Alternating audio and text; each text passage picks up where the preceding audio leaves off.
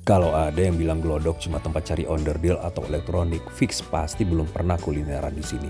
Setelah puas menjelajahi Blok M di video sebelumnya, sekarang kita pindah ya ke kawasan yang kalah legendaris, Glodok. Belakangan ini Glodok lagi naik daun dan jadi salah satu destinasi favorit para foodies. Bukan tanpa alasan, karena di sini kita bisa nemuin semuanya. Mulai dari kuliner legendaris yang usianya puluhan tahun, jalan-jalan kaki lima yang selalu ramai, sampai spot makanan kekinian yang lagi viral. Yang paling menarik, kawasan ini punya perpaduan budaya yang unik. Banyak kuliner khas Tionghoa peranakan yang masih mempertahankan cita rasa aslinya. Tapi di sisi lain, pilihan kuliner halal di sekitar Glodok juga makin banyak. Jadi siapapun bisa ikut eksplor tanpa bingung cari makan. Nah, di video kali ini saya bakal muter mulai dari petak 6 di Gedung Chandra, lanjut menyusuri Gang Gloria sampai ke kawasan Jalan Kalimati. Siap-siap lihat makanan yang bikin ngiler, hidden gem yang mungkin belum banyak orang tahu, sampai kuliner legendaris yang masih bertahan puluhan tahun. Seperti biasa, urutan kuliner di video ini nggak berdasarkan mana yang paling enak atau yang paling viral ya. Semua punya ciri khas dan keunikan masing-masing. Kalau nanti ada tempat favorit kalian yang belum sempat kita datangi, langsung aja tulis di kolom komentar. Siapa tahu bisa jadi tujuan explore berikutnya. Nah, nggak usah lama-lama lagi ya travelers, yuk kita mulai petualangan kuliner di Glodok. Pernah nggak sih lihat mie yang ditarik-tarik sampai jadi makan siang? Nah, kali ini kita lagi di Glodok buat nyobain Lanzhou Lamian. Mie-nya bukan cuma enak, tapi proses bikinnya juga jadi tontonan bikin susah kedip. Kalau lagi jalan-jalan ke Glodok dan pengen makanan yang hangat, mengenyangkan, tapi juga punya pengalaman yang unik, kalian wajib mampir ke Lanzhou Lamian ini. Restoran ini menyajikan mie tarik otentik khas Lanzhou, Cina. Yang bikin menarik, semua hidangannya halal dan dimasak langsung oleh chef muslim asal Tiongkok. Jadi, kita bisa menikmati cita rasa otentik tanpa perlu khawatir. Begitu masuk ke dalam, hal pertama yang langsung mencuri perhatian adalah live station pembuatan mie.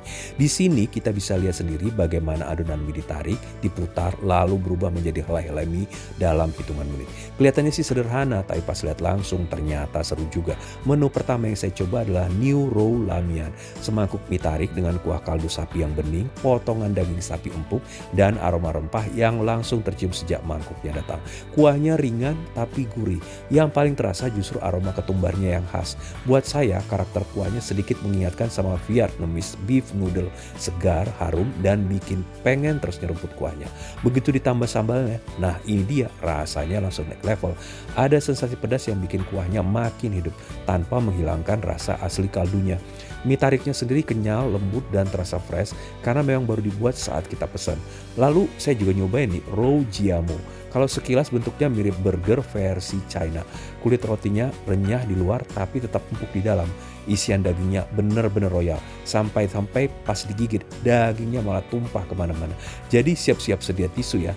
Menurut saya kombinasi Row Jiamu dan semangkuk lamian ini pas banget buat makan siang atau makan malam. Sekarang kita lanjut ngopi-ngopi dulu.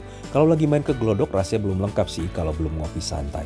Di tengah ramainya kawasan pancoran Chinatown Point, ada satu kedai kopi mungil yang selalu bikin orang penasaran. Namanya Jiao Cafe. Dari luar memang gak terlalu besar, tapi begitu masuk suasananya langsung beda. Interiornya dinominasi kayu, dipenuhi poster-poster vintage, radio jadul, dan dekorasi klasik yang bikin kita berasa balik ke era tahun 60-an. Jujur aja, tempatnya sih kecil, tapi justru itu yang bikin terasa hangat dan nyaman. Setiap sudutnya juga fotogenik banget. Buat yang suka hunting content atau sekedar cari suasana buat ngopi, tempat ini layak banget masuk bisnis. Nah, yang paling menarik di sini tentu saja cara mereka menyeduh kopinya.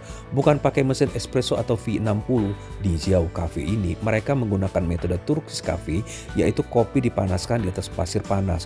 Prosesnya juga unik banget.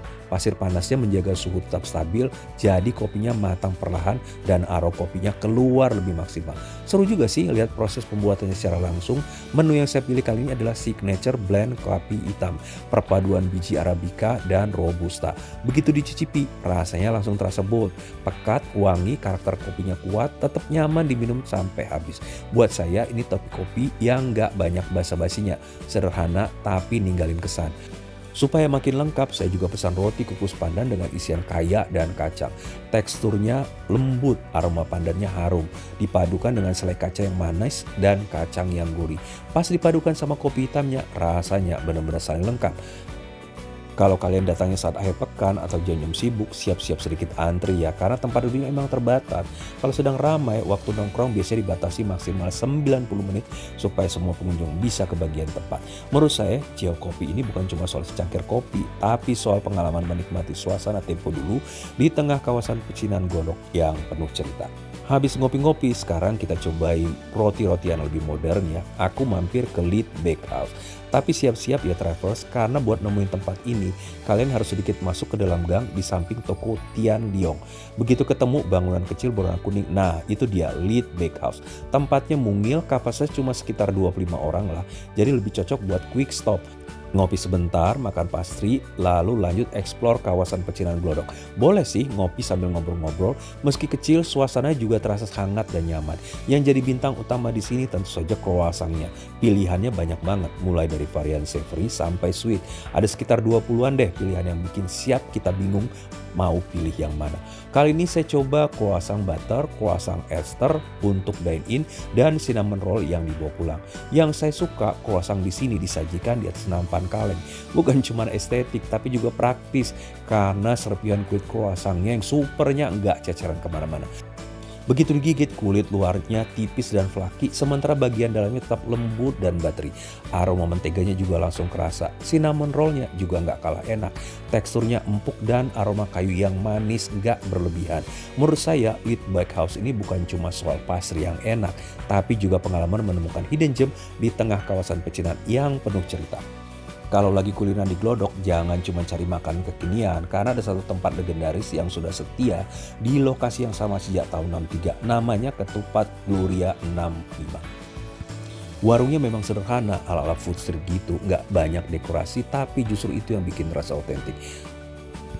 Kita bisa pilih ketupat dengan varian isian yang macam-macam, mulai dari sayur labu siam, kari ayam kampung, telur pindang, tahu, tempe, kentang balado, terus disiram kuah santan yang kental dan mendok. Tapi yang bikin beda dari lontong sayur atau ketupat di tempat lain adalah racikan bumbu godoknya.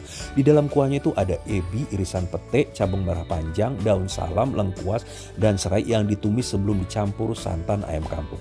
Hasilnya aromanya wangi banget, gurihnya dalam, rempahnya kerasa, dan ada sedikit sensasi khas dari ebi dan pete yang bikin rasanya makin kompleks. Kalau kalian pecinta makan bersantan, ini benar-benar comfort food banget. Harga satu porsinya yang basic mulai dari sekitar 30.000, dan kalau mau tambah lauk seperti ada ayam atau telur, tinggal tambah sekitar 5.000 per lauknya. Menurut saya sih harganya masih sangat masuk akal untuk kuliner legendaris yang rasanya tetap konsisten selama puluhan tahun. Kalau lagi jalan-jalan ke Glodok, sempatkan deh mampir ke Ketupat Gloria 645. Kadang tempat terbaik memang bukan yang paling mewah, tapi yang mampu mempertahankan rasa dari generasi ke generasi. Lanjut lagi kita ke food street ala bakmi Baskom Atun. Kalau biasanya yang jualan bakmi itu pakai tempat yang bagus. Nah di sini bakminya disiapkan pakai baskom. Tenang, bukan baskom buat nyuci baju ya, karena ini baskom yang memang disediakan untuk nyiapin bakminya. Jadi sesuai namanya lah, semua menu disajikan di sini di dalam baskom. Unik, sederhana, tapi justru jadi ciri khas yang bikin orang penasaran. Yang paling sering dipesan di sini adalah bakmi campur. Memang mereka menyediakan 3 jenis bakmi dalam masing-masing baskom. Ada bakmi goreng, ada bihun goreng, dan kue telur goreng sekaligus. Lengkap dengan bakso ikan, ada bakwan udang juga, otak-otak, dan sawi hijau. Porsinya memang kelihatan sederhana, tapi ternyata cukup menyangin. Bumbunya terasa medok, perpaduan gurih dan sedikit manis yang pas di lidah. Ini aku coba pesan bihun goreng, tapi bintang utamanya justru sambal kacangnya. Saya langsung siram ke atas bakminya, terus diaduk sampai rata. Suarapan pertama langsung bikin mata melek. Pedasnya lumayan nampol sih, lalu muncul rasa gurih, ada manisnya, ada sedikit sensasi asam yang bikin rasanya makin segar. Jujur, sambal kacang ini bukan sekedar pelengkap, justru dia yang bikin cita rasa bakminya naik kelas dan bikin pengen suapannya berikut terus. Harga satu porsinya juga ramah di kantong, mulai sekitar 23 ribuan. Selain bakmi, kita juga bisa pesan di sini jajanan pasarnya. Saya cobain getuk dan lumpia ukuran jumbo. Getuknya lembut, rasa manis yang pas. Yang saya suka manisnya nggak berlebihan, jadi tetap enak dinikmati sebagai penutup setelah makan bakmi. Juga lumpianya renyah di luar, isinya padat dan enak banget buat jadi camilan. Begitu digigit, isi rebungnya langsung kerasa banyak dan masih renyah. Isiannya padat, kulitnya tipis dan makin enak saat dicocol ke saus kacang yang sedia setelah makan. Menurut saya bakmi Baskom Atun ini adalah salah satu hidden gem Glodok yang wajib dicoba. Rasanya sederhana tapi sambal kacangnya benar-benar bikin beda. Sekarang lanjut ke bakso pikul Pancoran. Yang bikin unik, bakso ini masih dijual menggunakan gerobak pikul tradisional. Di tengah banyaknya gerobak modern, melihat penjual memikul dagangannya seperti ini, rasanya bikin nostalgia sih. Sederhana, tapi justru itulah daya tariknya. Menu yang paling banyak dicari di sini adalah bakso urat, bakso halus, dan tahu bakso. Saya langsung pesen satu mangkok lengkap. Begitu disajikan, hal pertama yang menarik perhatian adalah kuahnya. Warnanya bening, tapi jangan salah ya, rasanya gurih, ringan, segar. Kuah seperti ini yang bikin kita bisa menikmati rasa baksonya tanpa tertutup bumbu yang berlebihan. Bakso uratnya punya tekstur kenyal dengan rasa daging yang terasa banget. Bakso halusnya juga lembut dan mudah digigit. Favorit saya justru tahunya. Teksturnya lembut dipadukan dengan isian yang gurih, jadi sekali gigit langsung lumer di mulut. Yang saya suka, semua rasanya seimbang, gak terlalu asin, gak terlalu berminyak, jadi semangkuk rasanya cepat habis tanpa terasa enek. Murah kok harganya, 20 ribuan aja. Udah mulai capek nih muterin Glodok dan rasa haus juga sudah mulai menyerap. Nah sekarang saya mampir ke Rosella Bakehouse.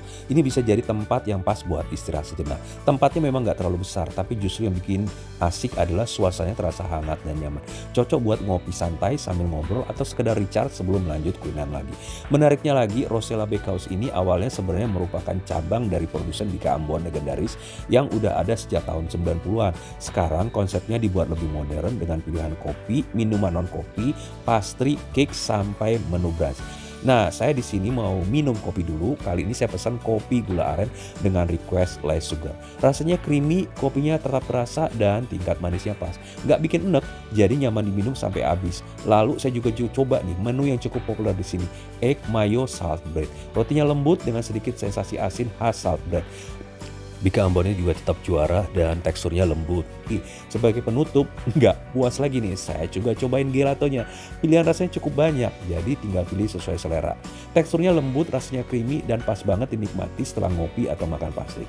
Menurut saya sih, Rosella Bakehouse ini bukan cuma tempat buat ngopi, tapi juga buat tempat yang nyaman, menikmati suasana Glodok dengan konsep yang lebih modern. Apalagi kalau kita duduknya di area outdoor, kita bisa menikmati gelato atau kopi sambil menikmati suasana jalanan di sekitar Glodok yang lumayan padat. Siapa bilang bubur cuma buat orang sakit? Yang satu ini malah bikin orang sehat nambah mangkuk. Kali ini kita nyobain Johor Porridge di Glodok, tepatnya di Petak 6. Bubur ala Malaysia yang kuahnya bikin susah berhenti nyuput. Sekilas memang terlihat seperti bubur pada umumnya, tapi begitu disajikan langsung kelihatan bedanya. Ini adalah bubur khas Johor, Malaysia yang punya tekstur pas. Nggak terlalu encer, tapi juga nggak terlalu padat. Yang bikin spesial justru kuah kaldunya. Warnanya bening, tapi aromanya langsung terasa begitu semangkuk bubur datang ke meja. Kali ini saya pesan bubur seafood. Isinya lengkap, ada udang, ikan, dan kepiting. Seafoodnya juga kerasa segar, manis alami. Semuanya dipadukan dengan kaldu yang benar-benar meresap ke dalam buburnya. Sekarang kita lanjut lagi ya, masih di Petak 6 Glodok. Kalau ada yang bilang laksa enak kita harus pakai santan, berarti dia belum pernah nyoba makan di sini. Di Laksa Tiam Glodok, laksanya sama sekali nggak pakai santan, tapi anehnya rasanya tetap gurih dan bikin pengen nambah. Awalnya saya juga sempat ragu, soalnya biasanya laksa kan identik dengan kuah santan yang kental. Tapi ternyata di sini santannya diganti dengan racikan susu dan kaldu khusus. Hasilnya kuahnya tetap gurih, kaya rempah, tapi tetap terasa lebih ringan dan gak bikin enak. Yang saya pesan adalah laksa seafood dengan pilihan bihun. Isinya lengkap, ada udang, bakso ikan, otak-otak, dan bihun yang lembut menyerap kuah sampai ke dalamnya. Suapan pertama langsung kerasa nih aroma rempahnya. Muncul rasa gurih dari kaldunya yang bikin pengen terus nyeruput kuahnya. Yang saya suka setelah habis satu mangkuk, rasanya pun tetap ringan di perut. Kalau kalian bukan penggemar bihun, tenang aja. Di sini juga bisa pilih bakmi atau kue teo sesuai selera. Jadi tinggal pilih kombinasi favorit kalian. Menurut saya sih Laksa Tiam ini berhasil menghadirkan cita rasa khas Singapura dengan karakter yang beda. Puas nih nyobain makanan yang agak-agak berat di Glodok. Rasanya kurang lengkap nih kalau belum cari yang manis-manis.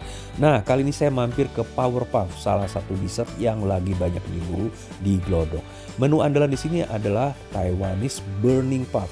Sekilas bentuknya memang mirip kue sus, tapi yang bikin beda bagian atasnya ditaburi gula, terus dibakar langsung menggunakan torch. Prosesnya seru sih, enak banget buat ditonton. Dalam hitungan detik, gulanya berubah menjadi lapisan karamel yang mengkilap dan wangi. Begitu disajikan, tampilannya langsung menggoda. Pas digigit, kulit luarnya terasa tipis dan renyah. Lalu langsung disusul krim vanila yang dingin dan melimpah. Kontras antara kulit yang garing, karamel yang renyah, dan krim lembut yang bikin teksturnya benar-benar nyenengin. Yang paling saya suka, krimnya nggak terlalu manis juga. Jadi rasa manis di karamelnya tetap seimbang dan nggak bikin enek. Cocok banget sih dijadikan dessert setelah puas makan berat di Glodok. Ringan, unik, dan beda dari dessert yang biasanya kita temui. Nah, kalau lagi jalan-jalan di sekitar petak 6, jangan heran ya kalau tiba-tiba cium aroma harum gorengan yang beda dari biasanya. Kemungkinan besar itu berasal dari cempedak goreng yang satu ini. Menu andalannya memang sederhana, cempedak goreng original. Ini adalah cempedak goreng Kak Rose. Jangan salah ya, justru kesederhananya bikin banyak orang rela antri. Yang paling menarik, semua cempedaknya digoreng langsung saat ada pesanan.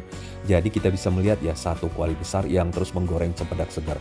Aromanya benar-benar menggoda sih. Begitu matang, warna kulitnya kemasan, teksturnya kelihatan renyah. Pas digigit, bagian luarnya terasa crispy.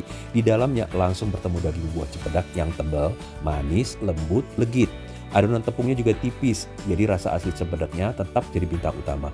Saya sempat punya pengalaman nih yang mungkin bisa jadi tips buat kalian ya. Waktu itu saya kan milih take away ya, jadi pesen bawa pulang dan baru makan setelah sampai di rumah. Rasanya memang tetap enak, tapi kerenyahannya udah kurang karena keburu dingin. Jadi menurut saya kalau beli di sini usahakan langsung dimakan selagi hangat. Sensasi kulit yang masih crispy dipadukan dengan cempedak yang lembut benar-benar jauh lebih nikmat. Kadang makanan ternyata memang dinikmati saat baru keluar dari penggorengan, apalagi kalau kita taburin pula aren cairnya, makin enak makin manis. Lanjut lagi masih di dunia perbaksoan, kita ketemu nih satu bakso legendaris yang sudah jadi favorit banyak orang. Menu yang paling sering dipesan tentu saja di sini bakso komplit. Namanya bakso sapi Adam. Isinya lengkap, ada bakso halus, bakso urat, tahu, dan tetelan sapi yang melimpah. Kalian juga bisa pilih ya mau ditambah bihun atau kue tiaw sesuai selera. Semangkuk bakso datang, hal pertama yang langsung menarik perhatian adalah kuahnya. Warnanya bening tapi aroma kaldunya langsung kecium. Pas diseruput rasanya gurih, ringan, dan terasa banget kalau susu sapinya. Sekarang kita coba baksonya ya. Teksturnya kenyal, padat, dan setiap gigitan rasa potongan urat sapinya. Ada sensasi sedikit kriuk yang bikin bakso ini punya karakter beda dibanding bakso pada umumnya. Tetelannya juga nggak pelit, empuk, gurih, dan porsinya bikin puas. Menurut saya salah satu nilai plus tempat ini adalah menjadi pilihan kuliner halal di tengah kawasan pecennian Glodok yang identik dengan beragam kuliner. Jadi kalian boleh nyobain bakso sapi Adam ini dengan rasa otentik. Tempat ini layak masuk daftar. Kalau kalian suka pastry, terutama salt bread yang lagi viral, sekarang nggak perlu lagi jauh-jauh ke Blok M. Karena Little Salt Bread udah buka cabang di kawasan Glodok.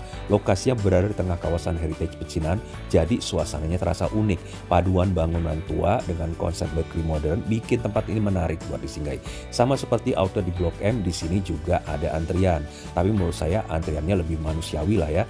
Nggak sampai bikin pegel berdiri lama, jadi pengalaman belinya lebih santai. Nah, menu andalan yang wajib dicoba di sini adalah signature salt bread.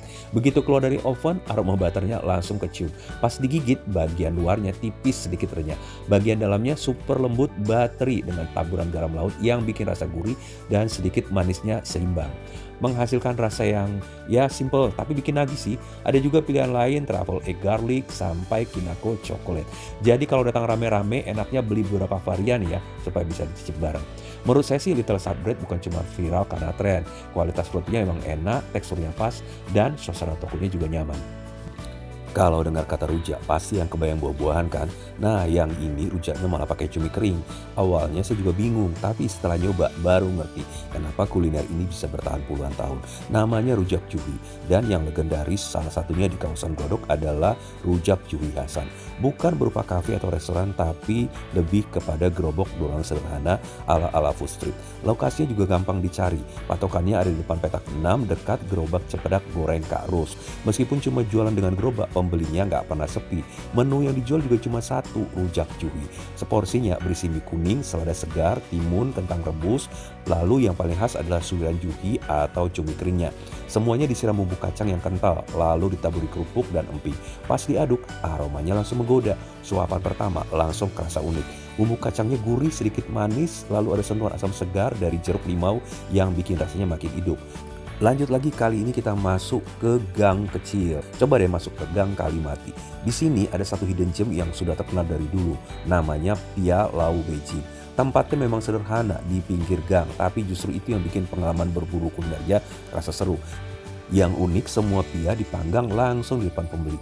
Jadi kita bisa lihat sendiri ya proses pembuatannya.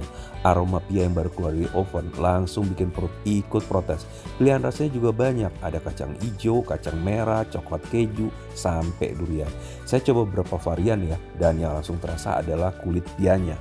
Pilihan rasanya mulai dari kacang hijau, kacang merah, coklat keju, sampai durian. Bagian luarnya tipis, sedikit renyah, tapi saat digigit langsung kerasa berlapis dan lembut. Isiannya juga nggak pelit, padat, legit, dan benar-benar kerasa sih di setiap gigitan. Pantas aja satu pia aja udah cukup mengenyangkan. Yang bikin saya makin suka, pemiliknya memang berasal dari Beijing, jadi resep tradisional tetap dipertahankan. Proses memanggangnya juga dilakukan tanpa minyak-minyak yang non halal itu ya, tanpa bahan pengawet dan tanpa pemanis buatan. Jadi meskipun namanya Pia Lau Beijing, tapi ini adalah pia halal. Karena tidak menggunakan bahan pengawet, saya sarankan jangan disimpan terlalu lama ya. Paling enak emang dimakan selagi masih hangat. Menurut saya, Pia Lau Beijing ini bukan cuma soal rasa. Kalau biasanya Pukis cuma jadi teman minum teh, nah yang satu ini malah bikin nagih banget.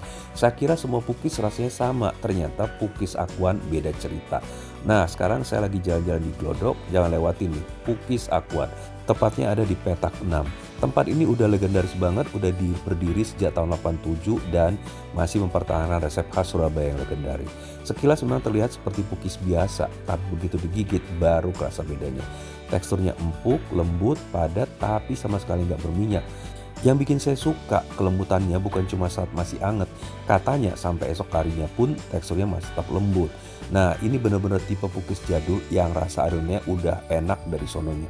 Jadi biarpun dimakan original tanpa topping, rasanya udah gurih dan harum.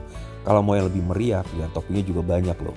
Dan yang paling penting lagi, toppingnya bener-bener nggak pelit. Rasa toppingnya nyatu dengan adonannya, jadi nggak saling nutupi. Menurut saya inilah yang bikin Pukis Akuan tetap bertahan puluhan tahun. Bukan sekedar mengandalkan nostalgia, tapi emang kualitas rasanya konsisten. Matcha latte dikasih topping ronde matcha, ini sih uniknya kelewatan. Nah kenalan dulu nih sama menu unik dari Ginger Nuts, Ice Matcha Latte topping ronda matcha. Awalnya aku kira aneh, tapi ternyata enak banget. Matchanya punya rasa earthy dan creamy khas Japanese green tea. Terus dikasih ronde matcha yang kenyal dan hangat. Yang aku suka rondenya dibuat dari serat nabati, non dairy tanpa santan. Jadi rasanya tetap light, comforting. Dan ini bukan cuma enak tapi juga lebih sehat. Gluten free, low calories, no cholesterol, no trans fat, tanpa pengawet dan high fiber. Rasanya tuh unik kayak dessert hangat yang dipindah jadi minuman segar. Perfect banget buat yang suka matcha tapi pengen experience baru. Kembali ke Gang Gloria, di sini ada soto Betawi Afung yang legend banget, udah berdiri sejak tahun 82. Meskipun tempatnya berada di Gang Gloria sederhana yang mungkin tidak nyaman bagi sebagian orang, tapi datang ke sini menikmati semangkok kuah soto Betawi yang enak, ini pasti nggak nyesel. Yang bikin tempat ini spesial karena kita di sini bisa pilih 3 jenis kuah ya. Ada kuah santan yang kaya rasa, kuah susu yang creamy tapi tetap ringan, dan ada kuah bening yang segar. Isian sotonya juga bisa dipilih sesuai selera. Ada daging sapi, kikil, urat, babat, sampai tulang luda. Kali ini saya pilih kuah susu. Dan yang paling unik menurut aku sih paru gorengnya ya, karena dicampurkan langsung ke soto dalam kondisi paru yang digoreng. Paduannya sih benar-benar pas, dan begitu disajikan aroma kuahnya itu langsung menggoda. Pas diseruput kuahnya terasa gurih dari kaldu sapi asli, creamy tapi sama sekali nggak bikin enek.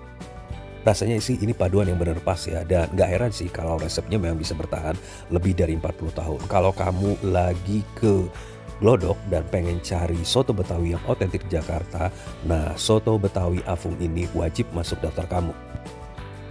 Katanya pempek itu enak kalau nggak banyak tepung, cukup banyak ikannya. Nah kali ini saya mampir ke Pempek Erin di Glodok. Pempek ini sudah dikenal sejak tahun 81-an ya, dan dikenal sebagai salah satu pelopor pempek halal di kawasan pecinan Jakarta. Jadi kalau kita ngerasain pempek di Erin ini ya, mereka itu menggunakan daging ikan tenggiri premium. Jadi aroma ikannya itu benar-benar kerasa, sama sekali nggak amis. Nah pas digigit teksturnya emang langsung kerasa sih, kenyal, padat, tapi tetap lembut. Bukan tipe pempek yang kebanyakan tepung gitu. Jadi rasa ikannya tetap jadi bintang utama. Pilihan pempeknya ada kapal selam, lenjer, atau adaan. Nah, silahkan pilih sesuai dengan selera. Terus kalau kita cobain kuah cukoknya ya, nah ini juga jadi nilai plus. Cukoknya itu kental, pekat dengan paduan rasa manis, gurih, asem, dan ada pas pedas-pedasnya juga. Begitu dicampur dengan pempeknya, rasanya langsung makin lengkap. Setiap gigitan pasti bikin pengen nambah lagi. Nggak heran sih ini kalau tempat ini sudah bertahan lebih dari 40 tahun dan tetap rame sampai sekarang. Kalau biasanya bakpao tuh dikukus, nah yang ini malah ditempel ke dinding tungku. Awalnya saya kira ini lagi bikin nandi ya, ternyata ini bakpao panggang khas Taiwan. Nah ini sekarang kita cobain, namanya wo ai pao. Lagi-lagi di sini bakpaonya pokoknya bukan dikukus ya, tapi dipanggang di dalam tungku silinder besar. Adonannya ditempel langsung ke dinding tungku yang super panas, mirip seperti proses membuat roti tandor. Serunya lagi kita bisa lihat proses live cookingnya ya dari awal sampai matang. Nah begitu bakpao keluar dari tungku, aroma panggang itu langsung semerbak. Harum smokinya dapat banget. Nah saya coba variannya chicken honey. Kulit luarnya berwarna coklat kemasan, tapi rasanya juga renyah saat digigit. Begitu masuk di bagian dalamnya, strukturnya berubah jadi lembut dan kenyal. Isi ayamnya juga padat, juicy, paduan ada rasa gurih, sedikit manis yang pas. Nah, travelers, rasanya sudah cukup ya kita menjelajahi berbagai kuliner seru di kawasan Glodok. Mudah-mudahan bisa menjadi referensi travelers yang akan atau merencanakan untuk berkunjung ke Glodok, menikmati jajanan legendaris hidden gem yang lagi viral sampai makanan otentik yang belum pernah kalian coba sebelumnya. Kalau menurut travelers nih ya, dari semua kuliner yang tadi saya cobain, mana yang paling bikin penasaran? Atau mungkin kalian punya rekomendasi hidden gem lain di Glodok yang bisa kita datangi? Tulis di kolom komentar ya. Siapa tahu destinasi berikutnya datang dari rekomendasi kalian semua. Kalau video ini bermanfaat atau bikin kalian penasaran jadi lapar, jangan lupa klik tombol like, subscribe, atau tuliskan komen di kolom komentar. Dan jangan lupa juga share kepada rekan-rekan atau kerabat yang membutuhkan informasi ini.